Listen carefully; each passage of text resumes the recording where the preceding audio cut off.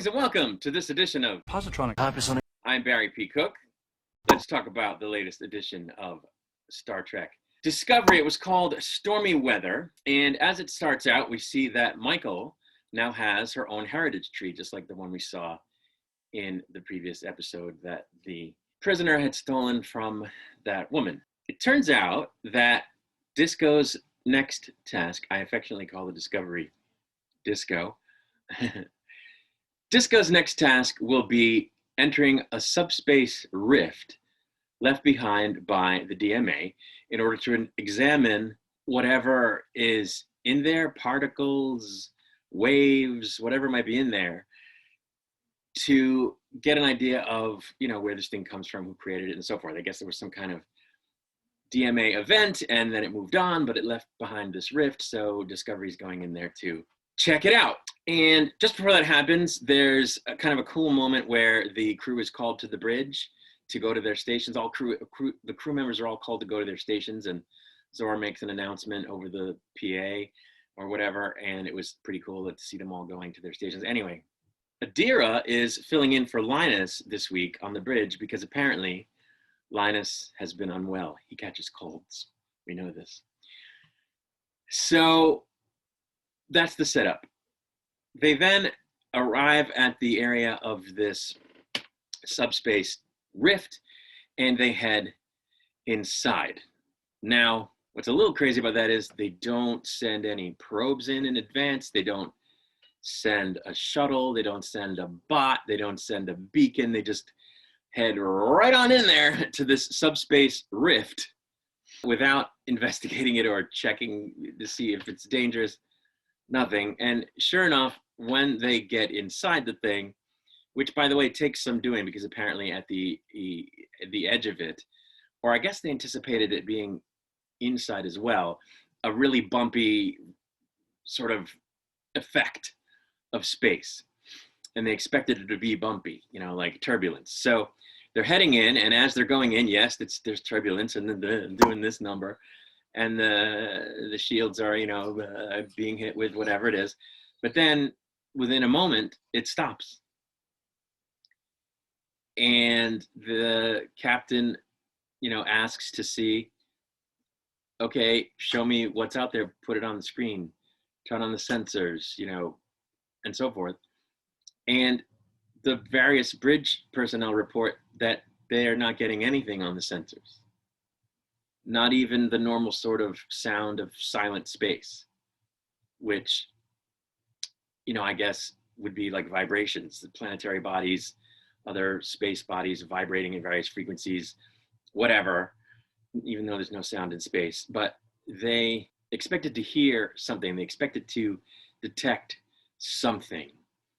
But there's absolutely, positively nothing there. It's a black void with no light, no navigation points of reference, nothing. Now, as this is unfolding, I'm thinking, well, of course, we've seen this before. We've seen this before in Where Silence Has Lease. Season 1, I think it was, of Star Trek The Next Generation. And I started immediately getting Nagilum vibes. And Nagilum, of course, was the entity that the Enterprise encounters in the black void they end up in Where Silence Has Lease. Now, an important distinction, Enterprise ends up inside this black void because they're examining it from close up, but not inside it, when suddenly it envelops them. See, they had the good sense not to fly into it, but Michael Burnham didn't have that good sense, and she flew the ship right into it. Anyway, they're in this black void, and I'm just thinking, okay, back us out, back us out, back us out. Why isn't she saying back us out? Back us out. Get out of there before you lose track of the path you came in on. But she doesn't do that. She forges ahead with trying to get readings, trying to investigate, trying to, I guess, move around inside it and find a path to something, instead of just backing out and time's going by and they're finding nothing and it's just black and I'm freaking out. But fortunately, no Nagilum ever shows up. So it wasn't like, they ran into a malevolent life force or anything. It's just this black void, but it was scary enough just being that because of the way they paced this. Now, at this point, I should mention that Jonathan Frakes directed, and I think that had a lot to do with this episode being pretty good, at least insofar as the sort of scary element of them being in this situation that they can't get out of, and that isn't at all good, especially because they discover when sending out, bots and or probes and so forth, that they sort of get eaten up by whatever is actually there, that the space itself is toxic, even though there's nothing there. So I guess whatever is not there is toxic and eats metal and will eventually, or matter or whatever, and they suspect will eventually eat the ship. But I'm getting ahead of myself a little bit. So they can't navigate out, they can't jump out because the mycelial network has kind of failed in that area and it's not cohesive, so they can't jump out, and they actually try. Book tries to jump out while Stamets is doing something else, I guess, and he gets zapped by like a feedback loop, or I don't know. He gets zapped by the ship, and he ends up seeing a vision of his dad that he can actually smell. So now I'm starting to get vibes of that one episode of Next Generation where they were in that area of space that kept showing them illusions, although that probably happened more often than once, but I'm specifically about the first season episode where that happened to them. And it turns out that's kind of what was happening. Some of the particles that he got hit with in the feedback loop or whatever were making him see and hear and smell things that weren't there. Anyway, we cut to Gray for some reason, who continues to look great, but who also continues to suck at anything but being annoying, as he plays a game with Zora to help her clear her head, quote unquote, because there's a lot going on and she's kind of discombobulated over it, I guess, and can't focus. I don't know. And so they're playing a game that I guess is supposed to clear her mind. Anyway, the next thing that happens is there's a hull breach, and before a particular crewman can get on the other side of a safety force field that comes down, he gets blown out of the ship. Just blown right out. And that's the end of that guy. But Zora detects something actually on the hull. And Gray runs to tell Michael about it because Zora's like, I can't tell her yet. I don't know what it is. I don't have all the information. But Gray's like, yeah, no, we have to tell her. So he runs to Michael and tells Michael that this thing is on the hull. And from there, they hatch a plan to get a signal out from the ship that Zora can, in fact, follow to guide them out. Now, again, there's no sound in space. So, and this was kind of like a sonar thing. So how that's supposed to actually work, I don't know. But this is what they come up with. Meanwhile, Book is continuing to have visions of his dad and to argue with him, though Dr. Culber tells him it will eventually go away as the particles dissipate within his system. Anyway, turns out that Zora feels guilty about the blown out crewman, and she's also afraid. And so Michael and Gray basically have to have a come to Jesus meeting with her to chill her out and have her work through this unease that she's feeling and guilt that she's feeling so that she can focus on guiding them out, which, I mean, I guess they should unplug that. They should unplug this Zora thing before it kills them all. But anyway, the thing is that if they're going to be guided out by the computer and they have to pass again through the sort of area that they pass through particles or whatever, similar to how they came in, or pass through the toxic part of the void, something, they're not going to be able to get out with the shields intact, and the ship's going to get hit with all this crap before they're able to make it out, even though they have a path now.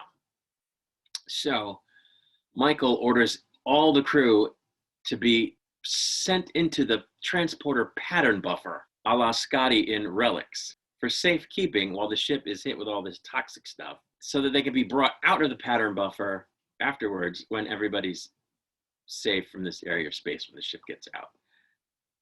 I mean, I guess. And of course, Michael doesn't go into the pattern buffer, right? She puts on EV suit, and she stays on the bridge to monitor the situation.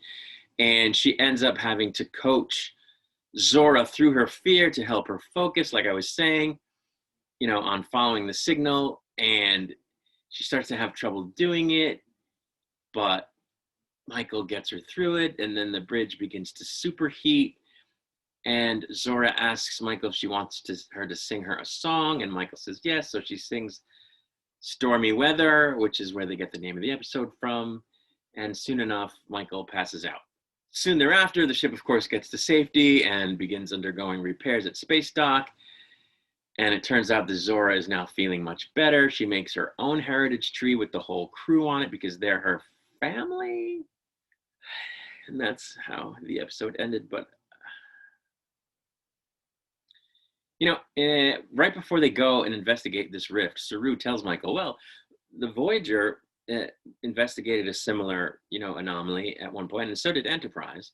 We don't know which Voyager and which Enterprise they're talking about. My guess was they were talking about the Enterprise that they left behind in the 23rd century and the Voyager that they are familiar with there in the future. I could be wrong. They could be talking about the D. They could be talking about the original Voyager. I don't know. But despite this conversation, once they're in the shit, she never says, hey, I wonder if there's any information in the past about a black void, a non-navigable void area of space.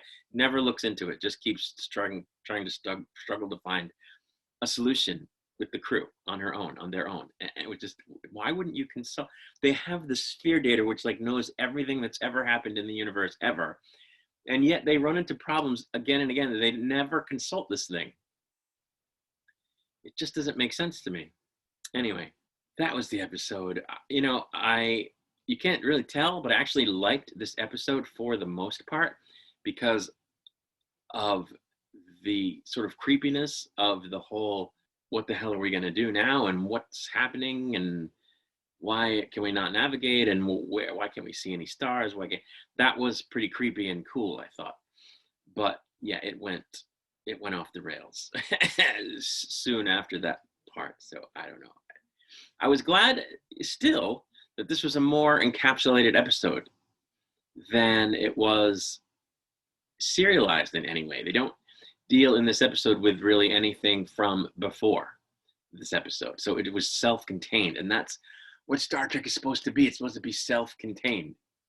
And then even if the story stinks a little bit, at least it's a self-contained story, the beginning, middle, and end, and at the end you go, okay, that was that one episode. One of the things that I've seen brought up online about this episode is the fact that they could have used it to explain the short trek Calypso, where the ship is sort of by itself in space, but nobody's there, seemingly. And it's just Zora, which was pretty much the case because the crew was all in the pattern buffer. But they, aside from the moment they put everybody in the pattern buffer, there was never a moment where it could have been Calypso because they just plowed through with the rest of the plot of that episode from that point.